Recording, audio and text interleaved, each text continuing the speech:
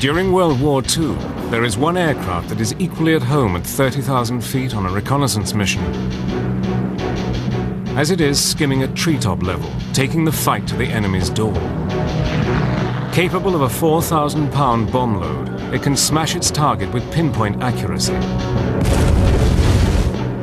Or deliver a 6-pound shell against a U-boat. No one is safe from its fury. With a speed of over 400 miles per hour, Something behind. Looks like a 190, about 1,000 yards away. it is so fast and maneuverable that the Germans award their pilots with 2 kills if they manage to shoot one down. Yet this aircraft was ridiculed from the start. In a revolutionary leap of design, it has no armor. Has only a pilot and navigator. And even more bizarre, it is built entirely of wood. But by the end of the war, nearly 8,000 of these aircraft had been built. It had won the hearts of all who had flown it, and had become a legend in its own lifetime. It was called the Mosquito. It was a thrill, absolute thrill to be with those purring engines going, and you touch the stick to the left, it went to the left. It was superb. It was just a sheer joy to fly around with these 1,200 horses neighing on each side. It was a thing of beauty and a joy forever. It really was. Using extraordinary archive film and color reenactments, Battle Stations goes into harm's way with the deadly Mosquito.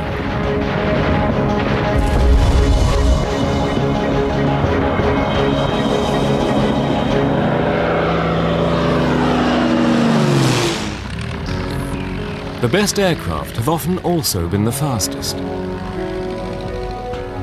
The pursuit of speed has been part of the appeal of aviation from its earliest days.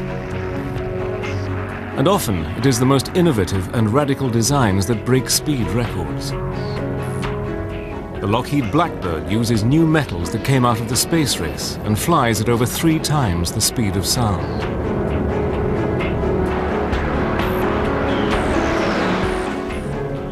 Throughout the 1930s, one company in Britain was also obsessed with speed, and it was one man's dream to use a radical material to build the fastest aircraft in the world. The material was wood, and his name was Geoffrey de Havilland.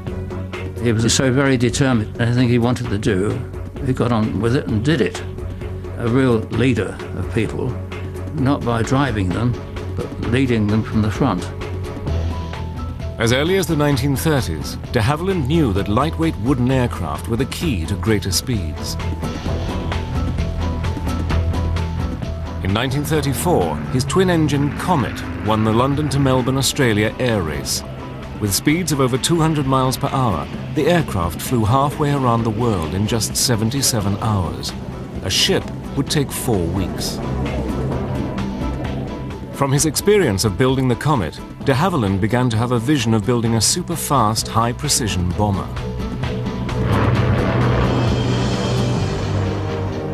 De Havilland was convinced that with the rise of the German Luftwaffe in the mid-1930s and the terror they inflicted during the Spanish Civil War, Britain would need all the heavy-duty air power it could produce.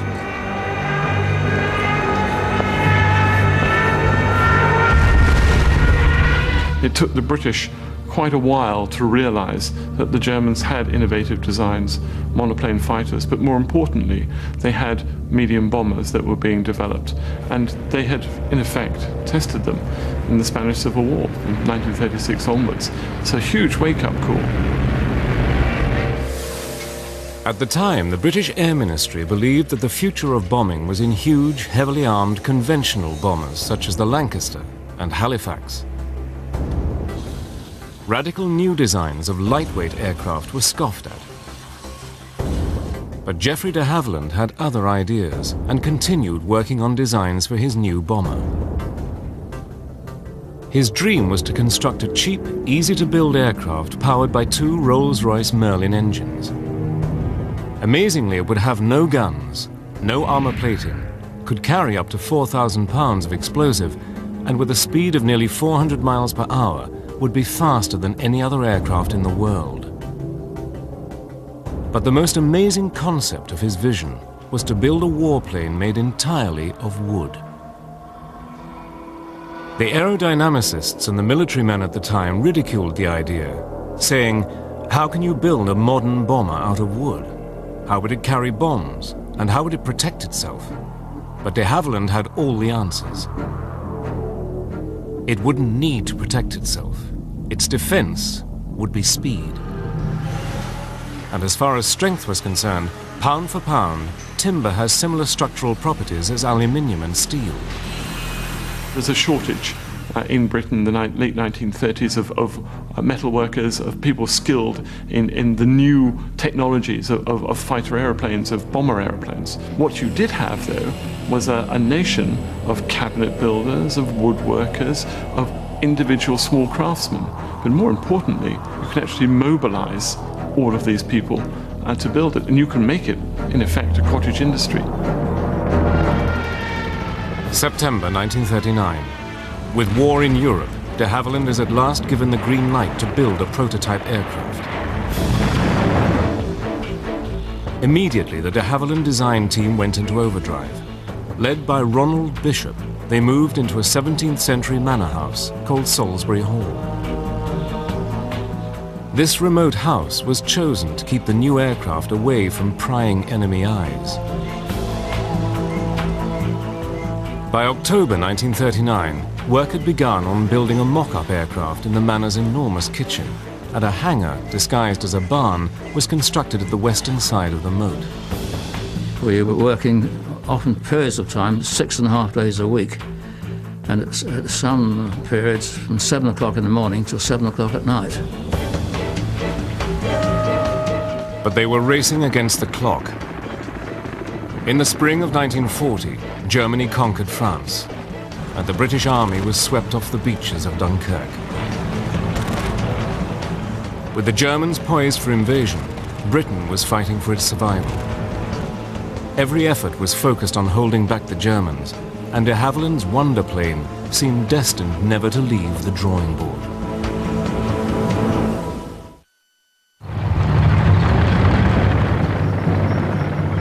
By June 1940, the German army had advanced to the shores of the English Channel and was preparing to invade Britain. In 6 months, the Nazis had conquered Poland, Norway, Denmark, Belgium, and France.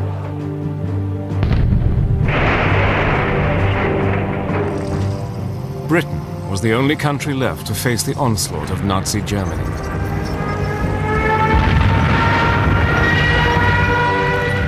With Britain fighting for its life, priority was given to building only existing types of combat aircraft.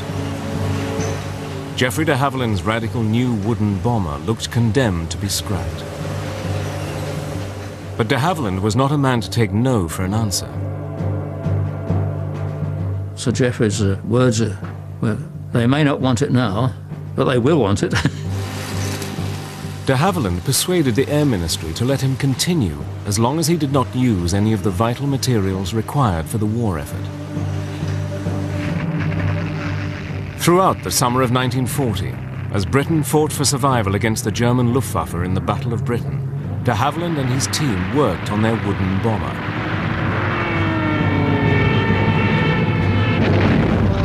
Finally, in December 1940, the aircraft was ready to be shown to the men from the ministry.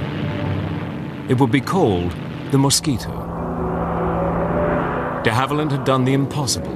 Using scraps from the British military machine, he had created the fastest aircraft in the world. We knew it would fly. We were absolutely confident it would.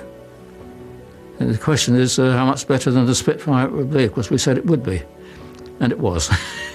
20 miles an hour faster.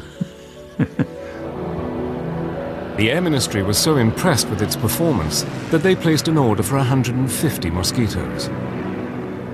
It was an amazing contract for an untried and untested aircraft. It's almost an impossible task.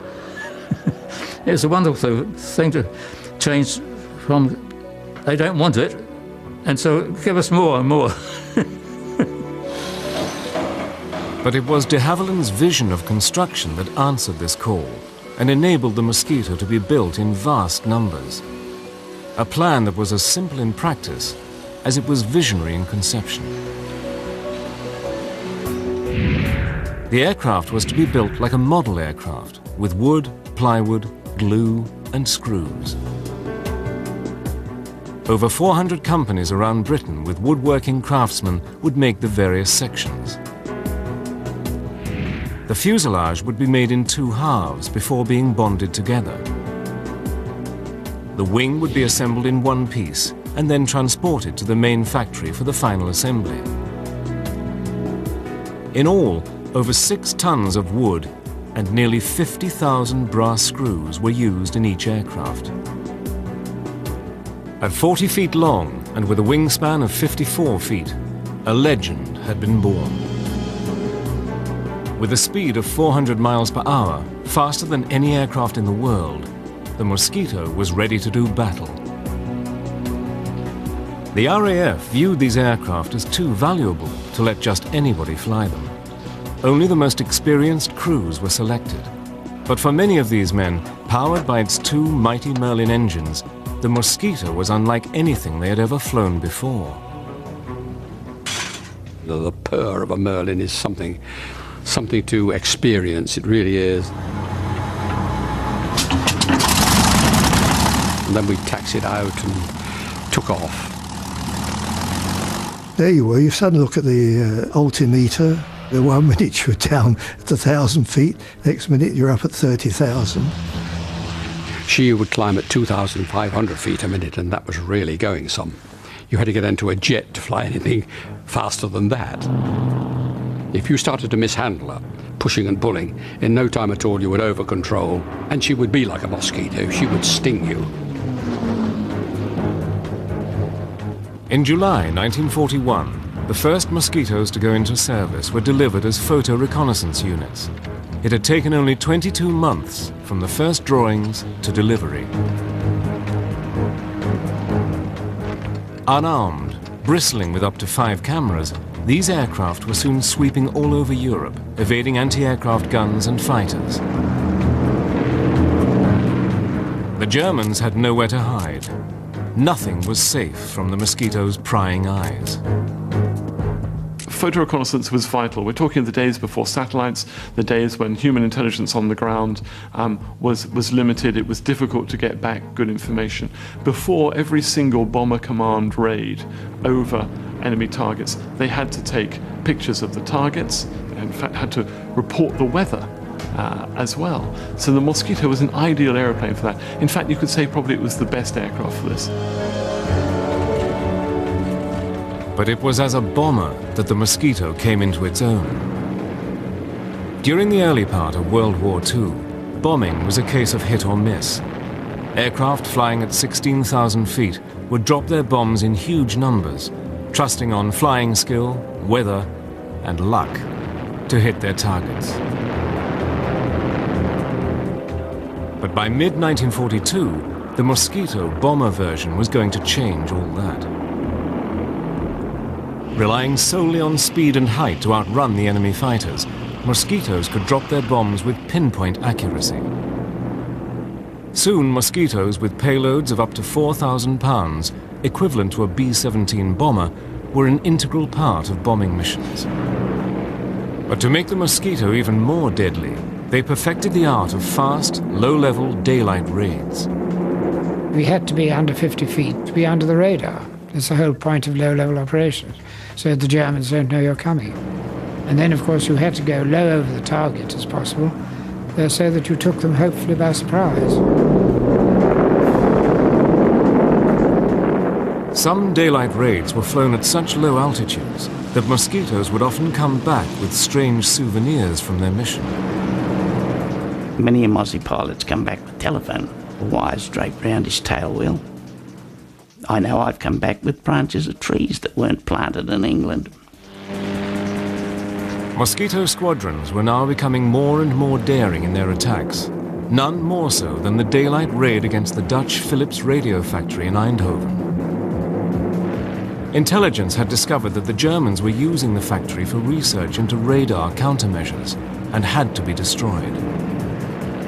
The raid would bring yet another unusual role for the Mosquito and its pilot. They sent for me 3 days or 4 days before the raid and said, "I've got a special job I want you to do. We've got a cameraman coming up, and I want you to fly with him down the Scheldt estuary, right down as far as Holland itself, and then turn round, come back, taking a film of the route, which we will all be taking to Eindhoven." On December the 6th, 1942, 10 Mosquitoes went for their target.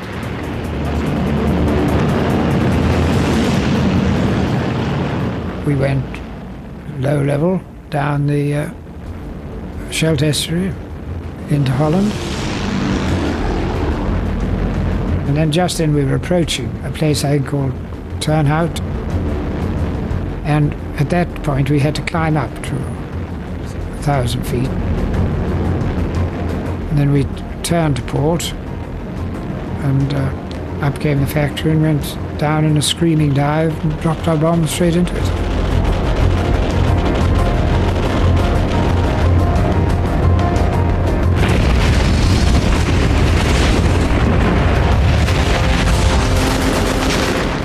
Racing for home, the Mosquitoes were caught in German anti-aircraft fire, or flak.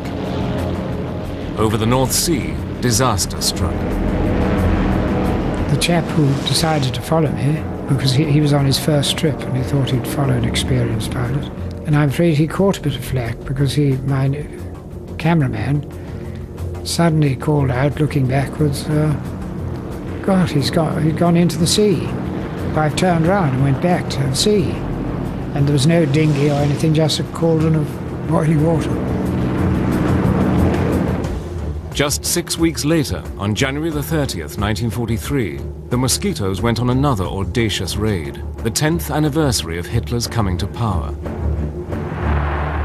Intelligence learned that there was to be a major Nazi rally in Berlin, led by Reich propaganda minister Joseph Goebbels and Reich Marshal Hermann Göring, which was to be broadcast on German radio. This was too good an opportunity to miss. The aim was not to hit the site of the rally, but to create chaos and interrupt the broadcast.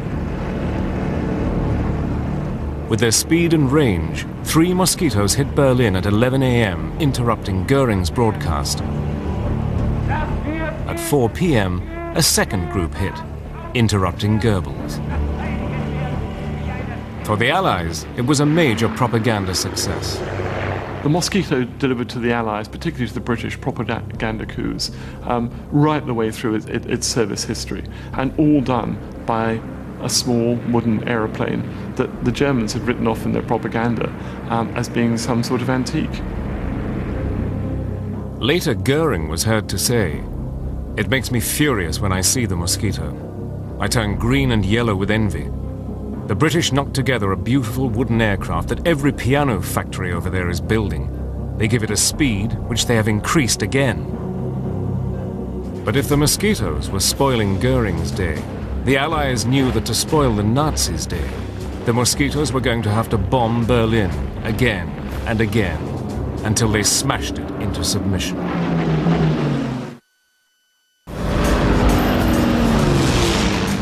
Ever since it went into service, the 400-mile-per-hour wooden Mosquito had been thrown into battle with devastating results. Whatever role it was asked to do, the Mosquito answered the challenge, always ready to take the fight to Hitler's doorstep. By mid-1943, the Mosquito was bombing Berlin on such a regular basis that the missions were known as the Berlin Express. But for the Mosquito crews, nothing was ever just a routine mission. We would take off after the Lancasters, perhaps 2 hours after the Lancasters had gone. And it was at that time that I really felt lonely. It was a very lonely feeling. And it was at that point that you could start thinking about what you were doing. You had to rely entirely on the navigator, who had radar aids and things like that. But then with the night closing in on you, it suddenly became to realise that you'd left your homeland behind, and you were heading for you knew not what. After 2 hours, the much faster Mosquitoes caught up with the slow, lumbering Lancasters heading for Germany. Flying at 25,000 feet, the Mosquito crews looked down on the procession of bombers 7,000 feet below them. And then you would probably be treated to a sight you would rather not see, which was the German night fighter force intercepting the Lancasters. I mean, it's true to say that once the German night fighters found the bomber stream, they didn't let go. And they'd be there, hammering away at the flanks of the heavies, and you'd see a sheet of flame as a Lanc caught fire and then blew up. And this would be the melancholy procession to the target and out of it too. It was just awful. But it was not only the night fighters that they had to get past. Like icy fingers of death, the German searchlights hunted for any Allied aircraft in the sky. The favourite thing for them to do was to pick up somebody with a searchlight and then fasten all other searchlights onto it. So it was like a moth in a candle flame, and it wasn't very long before you saw brr, brr, brr, one-way tracer going, and then an explosion as a Lanc or a Halifax went down. Suddenly, the most frightful glare suddenly hit the cockpit, and this blinding light, and I realised what it was, but at the same time, this bloody tracer came shooting past. So I just dived and twisted, and I got out of it. You could twist and turn if you wanted to, but generally speaking, they would hold you as you twisted and turned, follow you. The way to get out was to dive, so you could do a screaming dive and quickly fly away.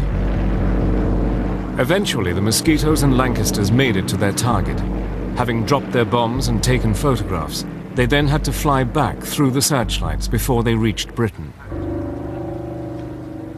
For those crews who made it back, the RAF found a way of protecting them from the horrors of war. People came back shot up.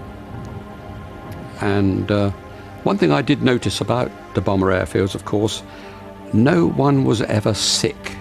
You never saw an injured man around the place. If people arrived wounded, he'd be quickly spirited away. Everybody next day was there, booted and spurred and smiling. Nobody was dead, or if they were dead, they weren't there anyway. One squadron did nearly 200 missions within a year, and Mosquitoes bombed Berlin 220 nights in a row. By early 1943, a bigger, badder version of the Mosquito came into service, the fighter and night fighter Mosquito. Now armed with 4.303 machine guns, it could lay down a devastating storm of fire.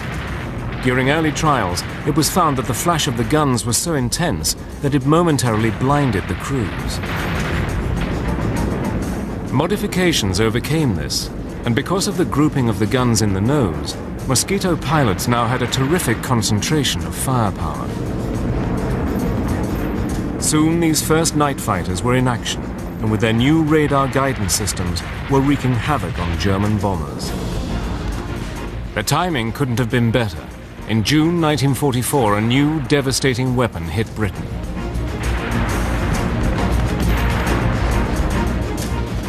After D-Day, as the Allies were fighting to gain a foothold in Europe, Hitler unleashed his new terror weapon, the V-1 flying bomb.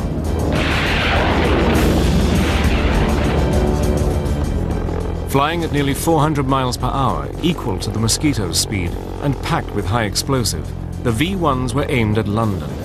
Once they exhausted their fuel, they crashed down on an unsuspecting target.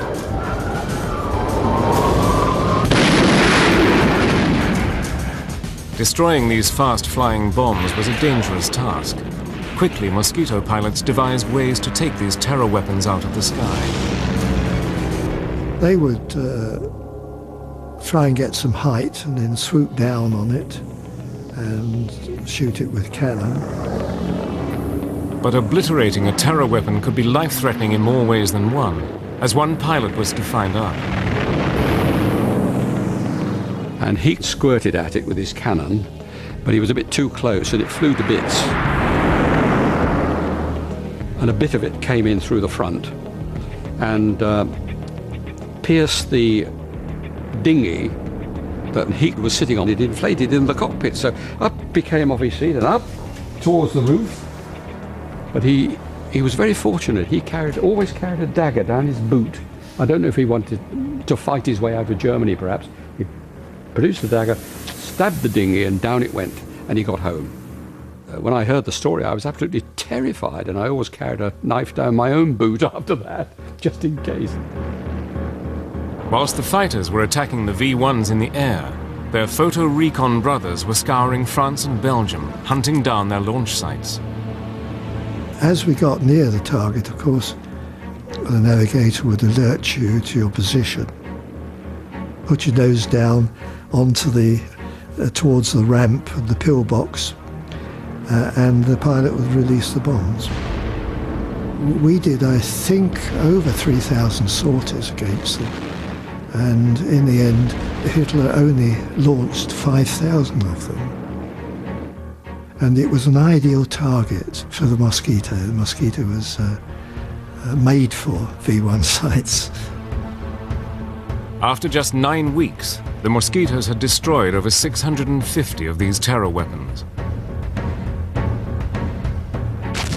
But the Germans were not beaten and were fighting as ferociously as ever. Once again, as the fighting intensified, the Mosquito would take its crews into harm's way and go down in history in one of the most daring and ingenious raids of World War II. From its early days, Coastal Command had used Mosquitoes as a vital weapon against harbors, shipping, and vicious German U-boat packs. But by 1944, it had a bigger sting in its tail. Called the Tetsi Mosquito, this aircraft carried a Moulin 6-pound cannon with a kick like a mule. Rate of fire was about 1 every 2 seconds. You could fire it separately, and that's an automated one, 1 every 2, or you fired it yourself, carrying 24 rounds. Very formidable weapon. It was armor piercing. You should have allowed yourself a range of 1,000, 1,500 yards for the target, but not to go closer than 600 yards. The reason why you shouldn't go in less than 600 yards is because you might get a bit of shrapnel for your own gun coming off the U-boat. Another weapon the aircraft carried were 8 60-pound rockets. When they unleashed these terrifying weapons, it was equivalent to a broadside from a light naval cruiser. Once on target, nothing was safe from these fearsome Mosquitoes. It seemed that there was nothing that the Mosquitoes were not called on to try. Always ingenious, the military were constantly planning different ways to use this unique wooden aircraft against the enemy. But the deeds that made the Mosquito a legend were the daring low-level precision raids against the German Gestapo. It was as if the Mosquito crews had declared a personal war against the hated Nazi secret police.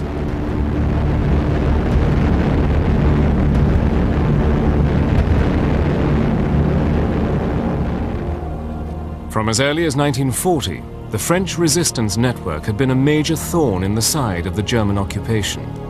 Its aim was to sabotage the Nazi war effort. By 1944, hundreds of these resistance fighters had been imprisoned at the notorious Amiens prison in northern France, and word had reached the Allies that on February the 19th, 200 French men and women would be executed. An ingenious plan was hatched. Mosquitoes would be used to bomb the walls surrounding the prison so that the resistance fighters could escape. It was called Operation Jericho. The main prison layout was in the shape of a crucifix surrounded by a 20-foot high wall, 3 feet thick and topped with broken glass.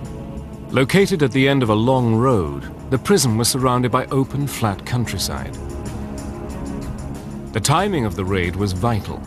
It had to be at midday when the prisoners were exercising in the yard and the guards were having lunch.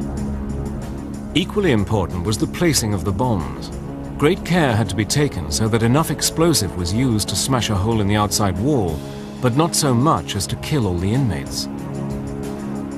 When told of the danger, the resistance fighters replied they would rather die from RAF bombs than by a German firing squad.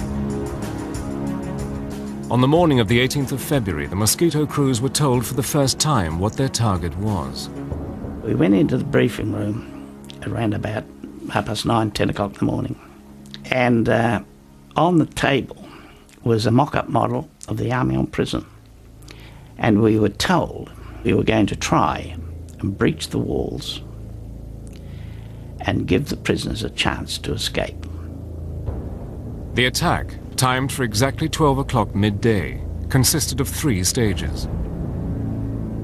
One squadron was briefed to breach the walls, in other words, to toss the bombs or fly very low level and put the bombs at the base of the walls, if possible. The second squadron were to come in at 2 minutes past 12 when the guards had gone to lunch and bomb the dining hall, mess hall, anything they could lay their hands on to keep the guards under control. In case of the first squadron not breaching the walls completely, or the second squadron not doing the guards' quarters, etc., then the third squadron would bomb the whole prison. As the crews waited for takeoff, it appeared that the raid might be cancelled. The weather had closed in, and all aircraft were grounded. It was very, very bad weather, low cloud and sort of spitting snow, do you know what I mean? Very low cloud. And we didn't think it would go on. What the Mosquito crews did not know was that the French resistance had sent a coded message. Strike now or never. Execution's imminent.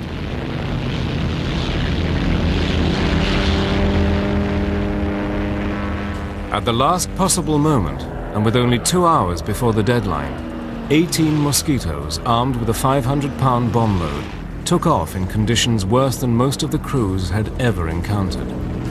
We climbed through the cloud, and above the cloud we just joined up and went back down onto the sea level across to France.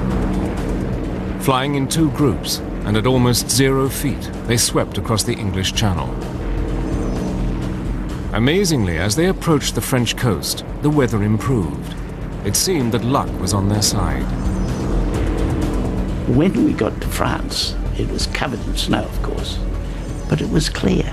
And we flew around and we picked up the road from Amiens to Albert. Long, straight road. And we settled down for the run-in.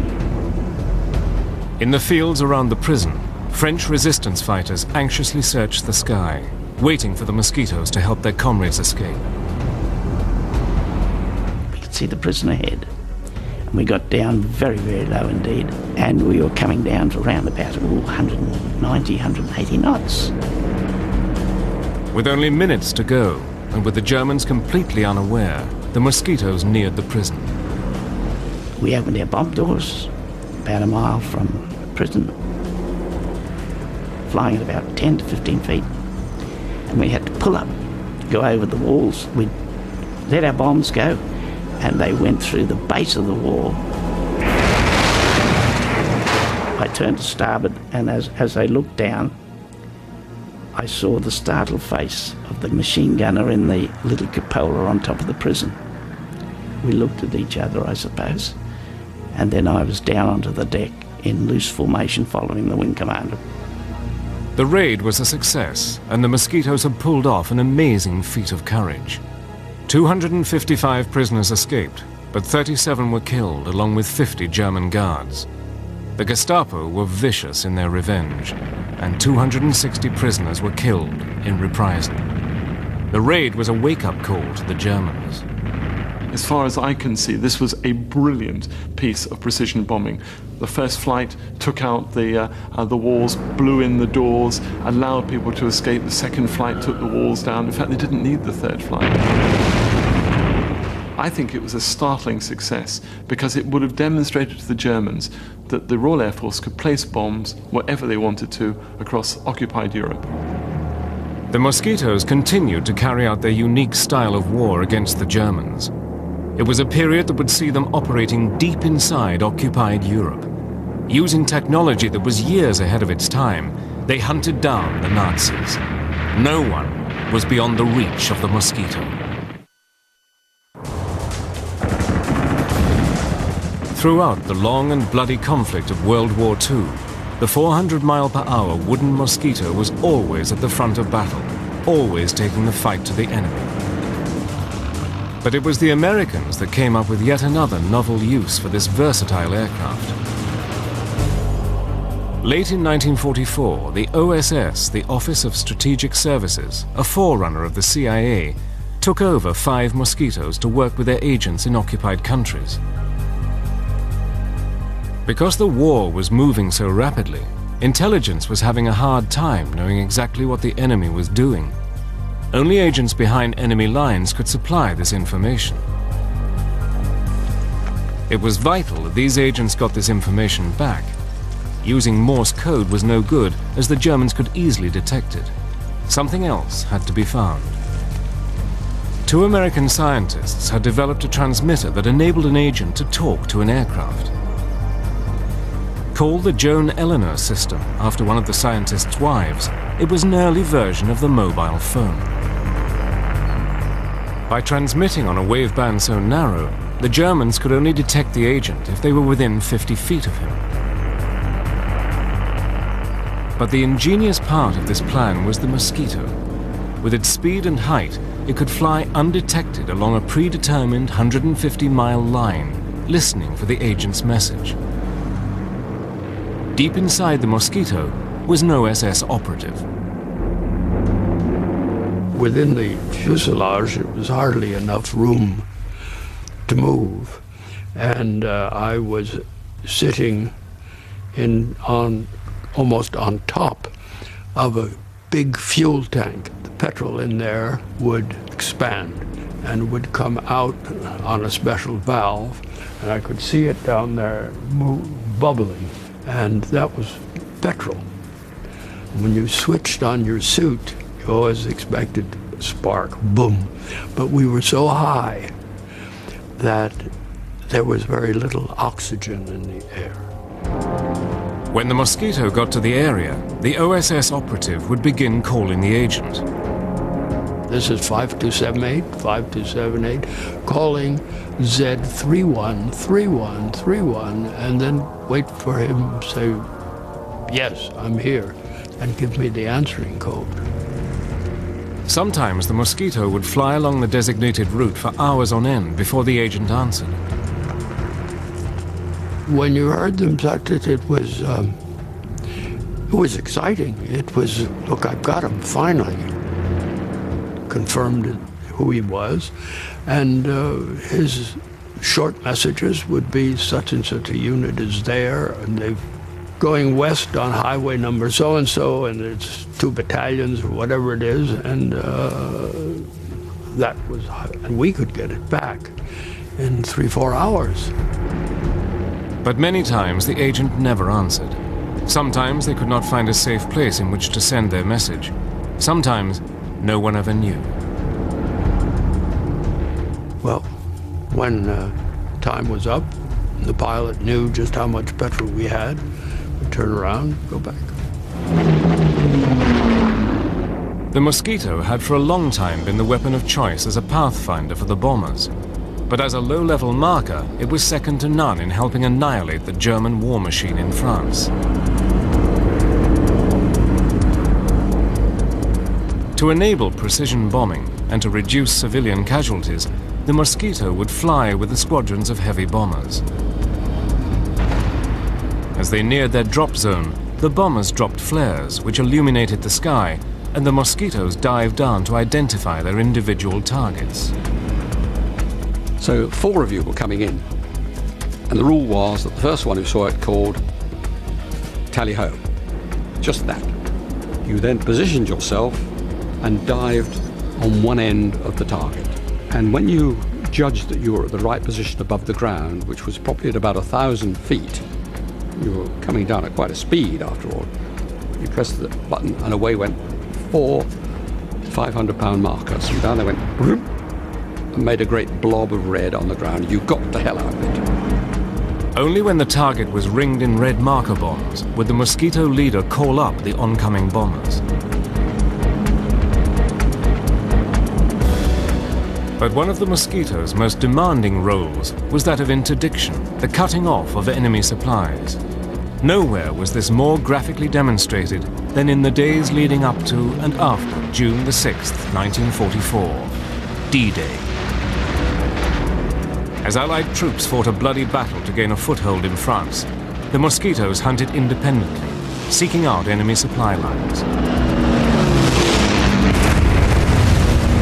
Trains we preferred to attack because they were always carrying war material or reinforcements for the front.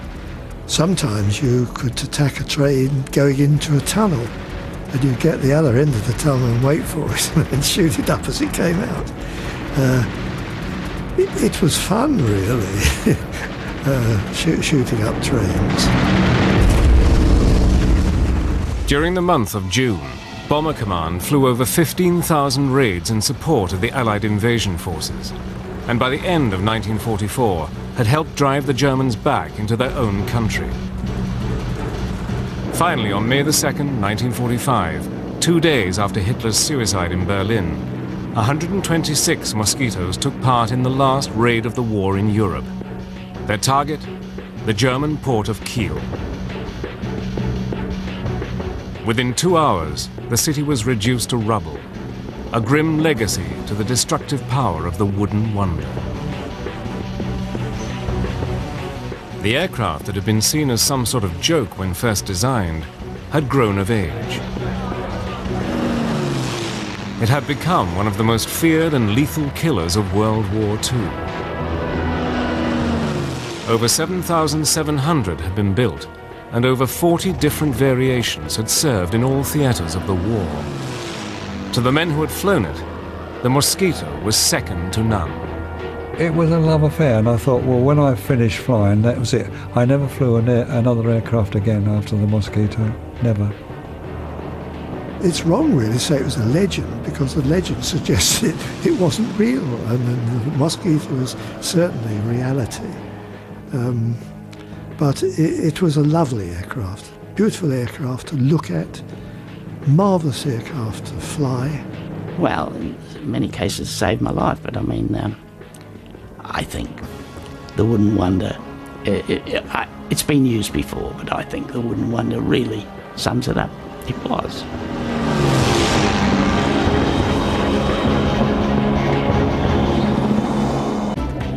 From his experience of building the Comet, de Havilland began to have a vision of building a super-fast, high-precision bomber. De Havilland was convinced that with the rise of the German Luftwaffe in the mid-1930s and the terror they inflicted during the Spanish Civil War, Britain would need all the heavy-duty air power it could produce.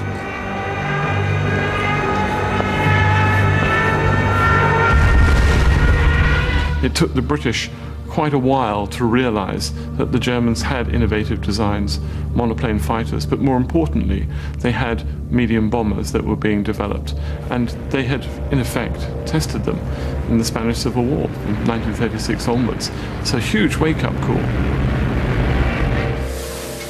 At the time, the British Air Ministry believed that the future of bombing was in huge, heavily armed conventional bombers such as the Lancaster and Halifax.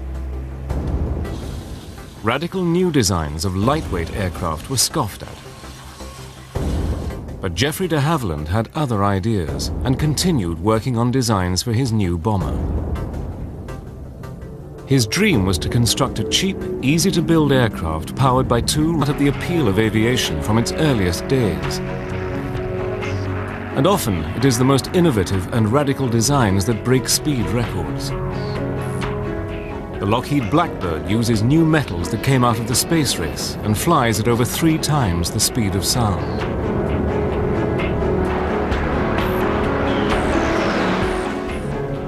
Throughout the 1930s, one company in Britain was also obsessed with speed, and it was one man's dream to use a radical material to build the fastest aircraft in the world. The material was wood, and his name was Geoffrey de Havilland. He was so very determined. Anything he wanted to do, he got on with it and did it. A real leader of people, not by driving them, but leading them from the front. As early as the 1930s, de Havilland knew that lightweight wooden aircraft were the key to greater speeds. In 1934, his twin-engine Comet won the London to Melbourne, Australia air race. With speeds of over 200 miles per hour, the aircraft flew halfway around the world in just 77 hours. A ship would take 4 weeks. Rolls-Royce Merlin engines. Amazingly, it would have no guns, no armor plating, could carry up to 4,000 pounds of explosive, and with a speed of nearly 400 miles per hour, would be faster than any other aircraft in the world. But the most amazing concept of his vision was to build a warplane made entirely of wood. The aerodynamicists and the military men at the time ridiculed the idea, saying, "How can you build a modern bomber out of wood? How would it carry bombs? And how would it protect itself?" But de Havilland had all the answers. It wouldn't need to protect itself. Its defense would be speed. And as far as strength was concerned, pound for pound, timber has similar structural properties as aluminium and steel. There's a shortage in Britain in the late 1930s of metal workers, of people skilled in the new technologies of fighter aeroplanes, of bomber aeroplanes. What you did have, though, was a nation of cabinet builders, of woodworkers, of individual small craftsmen. But more importantly, you can actually mobilize all of these people to build it, and you can make it, in effect. Has only a pilot and navigator. And even more bizarre, it is built entirely of wood. But by the end of the war, nearly 8,000 of these aircraft had been built. It had won the hearts of all who had flown it, and had become a legend in its own lifetime.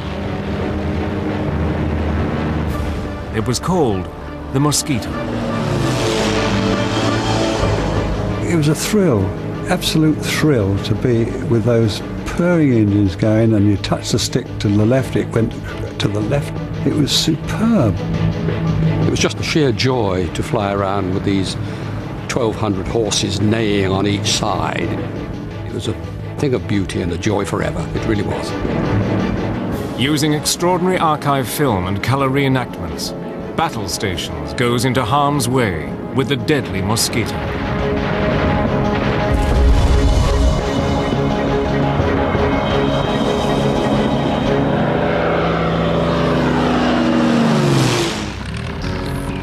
The best aircraft have often also been the fastest.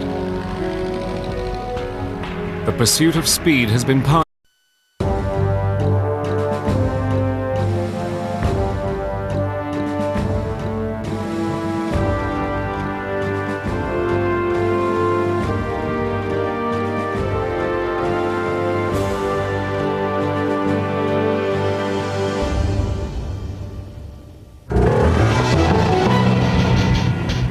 During World War II, there is one aircraft that is equally at home at 30,000 feet on a reconnaissance mission, as it is skimming at treetop level, taking the fight to the enemy's door.